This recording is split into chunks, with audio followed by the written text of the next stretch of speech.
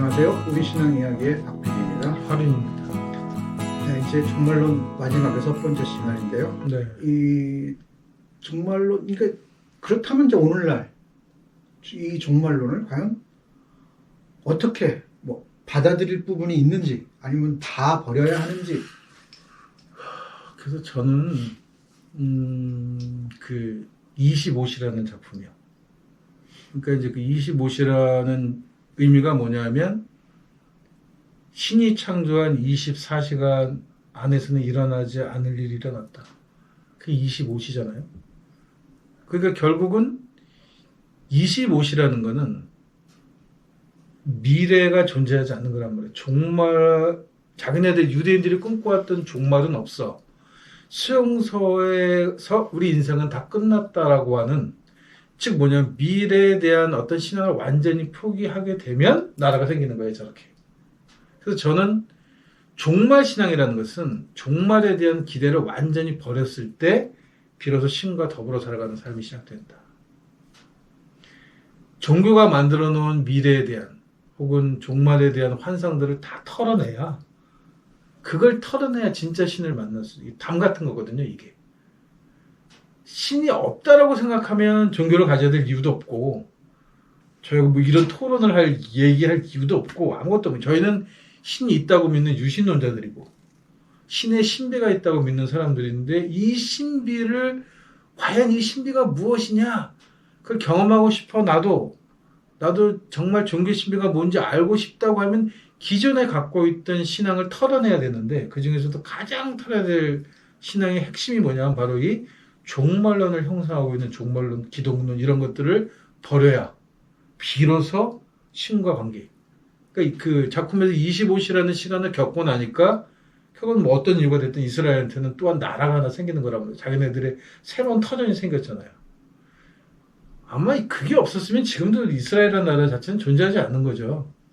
히틀러가 유대인들을 괴롭혔기 때문에, 그렇게 학살을 했기 때문에 그 반등으로 덕의 나라가 생긴 거지, 이 일이 없었다면 지금도 그냥 유럽에서 그냥 흩어져 사는 한 소수 민족에 불과했을 거란 말이에요. 그러니까 이거는 어떻게 보면은 그냥 이거는 이 사건을 교훈으로 본다고 한다면 신앙은 내가 포기할 것이 반드시 존재한다. 특히 잘못 믿고 있는 것들에 대한 것을 완전히 털어냈을 때, 완전히 내가 믿던 종교 바깥으로 나와서서 봤을 때 24시간, 그러니까 종교가 만든 시간이 아닌 25시로 나와서 봤을 때 그때서야 비로소 내 삶이 무엇인가 보게 된다는 거죠. 그러면 신도 만날 수 있는 거고. 저는 그렇게 생각합니다. 말씀을 듣다 보니까 우리가, 그러니까 대부분 우리 기독교인이라고 하는 사람들이 집에서 어린 꼬마 아이가 부모님한테 잘 보이려고 새벽같이 아침에 일찍 일어나서 꽃단장을 하는 거예요. 그리고 아침에 꼭 부모님이 일어나면 그때 가갖고 아주 공손하게 인사를 하는 거예요. 그렇게 해야만 부모님이 나를 사랑해 주실 거라고 믿는 거예요. 그렇죠. 그리고 계속 그거를 하는 거죠. 네. 꼭 마치 그와 같다는 생각이 들어요. 맞습니다. 네. 진짜 하등 쓸모없는, 물론 정성은 이쁘게 볼 수도 있겠지만 정말 그게 필요한 게 아닌데 좀 늦잠도 자고 어린애가. 그럼요. 근데 걔는 그냥 거기 딱 갇혀 있는 거예요. 자기 삶에 충실하면 되는데. 근데 그런 모습을 보여야만 부모님이 나를 사랑한다고 생각을 하는 거죠. 그럴 자격을 내가 갖추는 거라고 생각을 하는 거예요. 예, 그렇게 생각하는 겁니다. 그렇게 계속 강요하는 거죠, 누가. 그래, 아니, 어린애가 이것도 해야 돼, 그렇게 저것도 해야 돼. 생각을 누구 때문에 갖게 되겠어요, 애가. 당연히 누군가가 그렇게 얘기를 해줬겠죠. 근데 부모님 하면 그게 아니잖아요. 거기다 한 가지 더 붙이자면 자기 집이 아니라는 데는 더 진짜 문제가 있는 거야.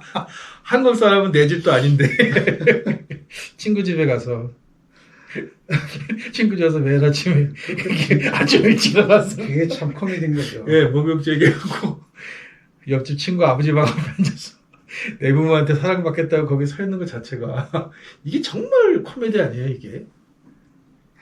그런 의미에서 오히려 이제 만약에 어떤 그런 열등감 또는 이 어떤 그 자기 원인을 갖지 못한 내가 스스로 내가 온전한 사람, 너희가 하늘에 계신 아버지가 온전하신 것 같이 너희도 온전하라고 하는 게 정말로 신처럼 완벽한 사람 이런 의미가 아니라 내 자신, 내 스스로 내 안에 자기 원인을 갖는 사람.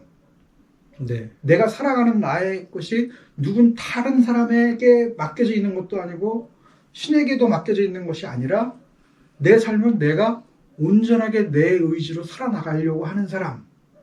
내 내부에 그 원인이 있는 사람.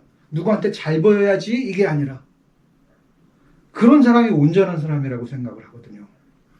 그런 사람이 되려고 노력하는 그것도 모르잖아요. 그게 100% 온전하게 되는지 네. 안 되는지는 내가 어떻게 할 수 있는 게 아니니까 단지 그렇게 살아야 되겠구나 해서 내 삶을 이렇게 살아나가는 거. 나의 삶 진짜. 네. 누구한테 강요된 삶도 아니고 누구한테 그냥 이렇게 잘못 배워가지고는 엉뚱하게 살아가는 것도 아니고 그런 것들도 다 깨나가면서 그럼 장애가 왜 없겠어요. 다 있죠. 다 있죠. 모든 사람이. 근데 이런 틀도 깨나가고 그래서 온전한 내 안에서 내 삶을 그 원인을 찾아 나가고 그러면서 부모님을 닮으려고 노력하는 사람, 의식으로 표현하자면 그런 사람이 더 사랑받는 거잖아요. 어우 잘 살고 있구나. 네. 아이고 내 새끼 잘 사네. 저렇게만 살아주면 정말 좋겠다. 그렇죠. 그런 마음을 갖게끔 하는 게 중요한 건데 그 원인이 이게 잘못되면 부모한테 모든 게 다 이거 애착이 가잖아. 집착을 해갖고는 부모의 사랑을 받지 않으면 나의 삶은 의미가 없어. 그렇게 되는 거죠. 지금 딱 일꼴인 거예요, 기독교인들이. 그래서 이제 저는 아까 내 아버지가 온전한 것처럼 너도 온전하라 하는 말은 하나님은 자연이니까 너희는 자연스럽게 살아야 된다 이런 의미랑 같아요. 그러니까 이게 이웃의 개념이 되게 중요한 이유가 뭐냐 하면 이제 문명이 발달하면서 사람이 편리하게 사는 것이 잘 사는 거라고 생각했단 말이죠. 불과 10년 전까지만 해도 이제 와서는 자연스러움으로 그냥 두는 것이 잘 사는 거예요. 왜냐하면 그 자본주의 문제가 뭐냐면 기독교 문제가 뭐냐면 이웃은 사람밖에 없어요. 사람 안으로 들어가면 내 식구밖에 없고 더 들어가면 나밖에 없고 그런데 자연스럽다는 건 뭐냐면 예를 들어 강둑 막는 거나 마찬가지잖아요. 강둑을 막아서 농사 짓는 사람들이 이롭게 하고 뭐 공업노조를 갖다 쓰면 사람이 이롭죠. 근데 전체적인 자연 환경 봐서는 여러 가지 문제가 생기니까 터놓으면 그러면 농사 짓는 사람은 나는 물이 부족해. 뭐 홍수가 나면 물이 넘쳐. 이런 얘기를 하겠지만 이웃을 어디까지 놓고 보냐라고 하면 그게 그런 문제는 아니에요. 꼭 사람을 중심으로 놓고 보니까 농사를 짓는 사람을 중심으로 놓고 보니까 농업 용수만 꽂혀 있는 거예요, 그냥. 이 기독교라는 종교에 갖고 있는 문제가 막 여기에 있는 거죠. 어디에 꽂는다는 거예요, 이렇게. 그래가지고 자연스럽지 않아요. 자연은 때로는 거칠기도 하고 험하기도 하지만 자연은 뭐냐면 전체가 다 더불어 어떻게 하면 잘 살아갈 수 있느냐. 이웃이 존재하는 게 자연이잖아요. 그걸 회복하는 것이 급선무다. 그러니까 예수가 우리한테 종교로부터 너희가 자유하라고 얘기하는 이유는 바로 여기 있는 거죠. 꽂히지 말라는 거예요. 어느 하나에. 그러니까 저번에 왜 과쌤하고 저희 사마리아인 이웃었더니 누가 이웃이냐고 저한테 물어봐서 이건 그 미친놈인 거예요. 누가 이웃이냐고 물어보니까 어떻게 누가 이웃이냐니. 내가 살면서 내 이웃 아닌 게 누가 있겠어요. 그러니까 이제 과거 그 율법학자 바리새인들을 상대로 예수는 그렇게 고난당한 사람을 도와준 사람이 이웃이다라는 메시지를 전했다면 이제 오늘날에는 21세기 대한민국에서는 우리 주변의 환경까지 그렇죠. 무생물까지 모든 게 다 그 이웃이란 모든 것이 말이에요. 내 이웃이다라고 하는 이런 선포가 있어야 된다는 거죠. 거기다 더 중요한 거는 내 이웃 중에는 누가 있냐면 태어나지 않은 내 후대들이 내 이웃이란 말이에요. 그러니까 그 후손들이 잘 살고 쾌적한 환경에서 살 수 있는 거를 물려주고 하는 것 또한 선대 이웃이 가져야 할 의무가 되는 거죠.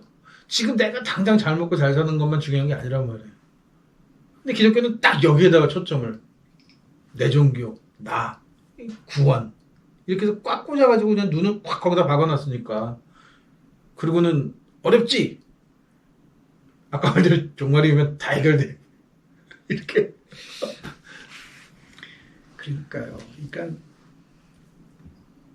그 회복에다가도 저렇게 써놓은 글 중에 신이 아무리 전지전능하면 뭐해? 사람이 우상으로 만들어버리는데. 그러니까요. 그렇게 해서 한정 지어져 그러잖아요. 인간이 신을 한정 짓는다. 저는 인간은 전지전능하다는 거는 저는 이 우리나라 같은 거는 사계절은 인간이 노력해서 못 바꿔요. 아무리 하늘에다 기도를 한다고 봄, 여름 순서 못 바꿉니다. 그게 위대한 거잖아요. 그게 전지전능한 거고. 인간의 힘으로 바꿀 수 없으니까 신의 세계인 거죠, 이게. 인간이 내가 기도해서 노력해서 바꿀 수 있는 게 신이겠어요? 그러니까 저는 그 믿음 예를 많이 들 때 겨자씨 믿음 얘기, 뭐 산을 옮기는 얘기를 많이 듣는데 그 얘기의 진짜 본질은 뭐냐면 믿음은 존재하지 않는다는 거예요. 믿음으로 되는 일은 하나도 없다는 얘기를 하고 싶은 거예요. 너희가 믿음이 필요하다는 얘기를 하는 게 아니라 너희가 종교적인 믿음을 가지고는 아무것도 못한다는 얘기를 하고 싶은 거예요. 예수는. 만약 너희가 겨자씨만한 믿음이 있다는 그래서 우리가 겨자씨만한 믿음도 없어서 산을 못 옮겨 이렇게 설교를 하는데 그렇게 설교하면 안 되는 거고 세상 없는 믿음을 갖고 있어 산을 옮길 수 없어요. 종교적인 소신으로는 세상을 못 바꿉니다. 라고 하는 것이 사실 예수가 하고 싶었던 얘기가 아니겠냐. 저는 그렇게 보는 거죠. 뭐 역의 대우에 이렇게 가는 거예요. 그렇죠. 왜냐하면 이게 예수는 그렇게 얘기 안 했을 건데 받아 쓰는 놈이 자기가 지원대로 해석한 거예요. 그 글을. 그렇죠. 믿는다고 다 되면 뭐. 물론 중요한 그 긍정적인 마인드라고 하는 건 좋은 건데 네. 그렇다고 뭐 그게 뭐 온 세상 모든 게 다 된다? 긍정적인 마인드가 망상을 얘기하는 건 아니잖아요. 그렇죠. 네. 긍정적인 마인드라는 건 현실에 근거했을 때 그렇죠. 긍정적이다, 부정적이다 얘기할 수 있는 거지. 현실 없이 어떻게 긍정적이고 부정적이고. 그건 망상인 거죠. 망상인 거죠, 그냥. 근데 그 망상을 믿음이라고 얘기를 네, 그걸 믿음이라고 하니까. 기독교의 가장 큰 문제는 망상을 믿음이라고 한다. 그러니까 제가 뭐 이야기도 자주 하지만 신학자들 하는 얘기가 무슨 얘기하다가 이례적 사건이라는 얘기를 한단 말이에요. 성서에 기록된 거는 이례적 사건이고 그 일은 반복될 수 있지만 성서에만 그렇게 기록되어 있다는 반복 안 되잖아요. 그럼 항상 말은 구분해서 해야 되거든요. 성서에 써 있는 그 사건은 난 믿어. 현실에서는 없어. 없어. 그게 맞는. 그게 이례적 사건에 왜? 나는 해석이지. 망상론자가 아니니까. 그렇죠. 근데 성서에 쓰였으니까 또 일어날 거야. 이렇게 믿는 이게 그 망상이란 말이에요. 그래서 이례적 사건이에요. 성서는 다 이례적 사건입니다. 예수의 부활조차도 이례적 사건이에요. 근데 제가 더 웃기는 건 근데 종말은 일어나지도 않은 사건이에요. 이례적도 없었어. 단 한 번도 종말이 일어난 적이 없단 말이에요. 그럼에도 불구하고 이례적 사건을 믿는 것도 한심해 죽겠는데 거기다가 벌어지지 않는 사건까지도 믿어야 한다? 그게 종교다? 그걸 믿어야만 천국에 갈 수 있다? 천국은 어디에 도대체? 자, 그러면 이제 이 벌어지지 않은 사건은 우리는 믿지 않습니다. 예. 그게 우리가 인간으로서 온전한 삶이라고 생각해요. 예. 그렇다면 이 종말론은 오늘날 우리에게 어떤 의미를 주냐보다 어떻게 해석해내야 되느냐 그 부분만 이야기하고 마무리를 하죠. 종말론의 가치는 어디에 있는가 하면 인간의 삶은 어렵다는 겁니다. 그래서 인간은 끊임없이 희망을 노래할 수밖에 없는 존재다. 살아야 되니까. 살아야 되니까. 그 이상의 가치는 없는 거예요. 그 종말론을 해석하고 그 종말론을 가지고 뭔가 거기서 희망의 구체적인 이야기를 만들어내려고 하지 마라. 우리가 종말 신앙을 가질 수밖에 없는 이유는 뭐냐면 말씀하신 대로 현실의 삶은 어렵다라고 하는 거다.